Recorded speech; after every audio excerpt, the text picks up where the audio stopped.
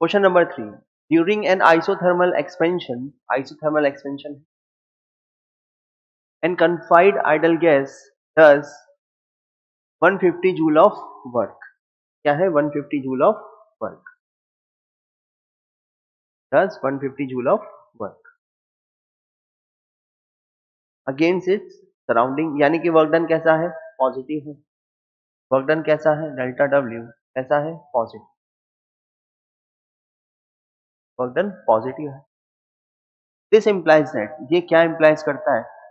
इन सब में से हमें ऑप्शन सिलेक्ट करने हैं। ठीक, तो फर्स्ट ऑप्शन है 150 joule heat has been removed from the gas, 30 joule of heat has been added to the gas, no heat is transferred because the process is isothermal and 150 joule of heat has been added to the gas। तो यहाँ पर heat की बात हो रही है कि heat हमने रिमूव की या ऐड की।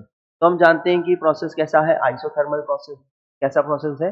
Isothermal process. तो आइसोथर्मल प्रोसेस के लिए हम जानते हैं कि डेल्टा यू कैसा होने वाला है? चेंज इन इंटरनल एनर्जी कितनी होगी? 0। तो according to the first law of thermodynamics, delta Q is equal to delta U plus delta W. Clear? Isothermal process की वजह से डेल्टा यू कितना हो गया? 0। इसलिए delta Q is equal to हो जाएगा डेल्टा डब्ल्यू। क्लियर? और वर्क डन कैसा है? पॉजिटिव है। और वर्क डन पॉजिटिव है और डब्ल्यू कितना दिया हुआ है हमें? Work done is equal to 150 joule.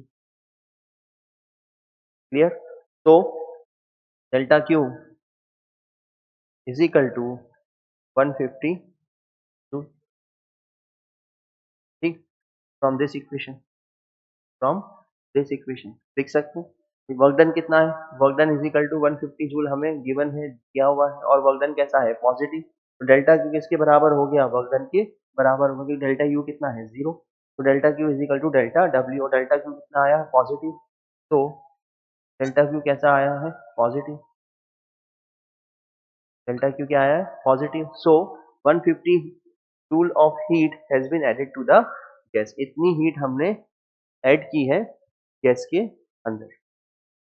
Gas में इतनी हीट जो है हमने ऐड की। तो ऑप्शन नंबर डी हमारा करेक्ट ऑप्शन होगा।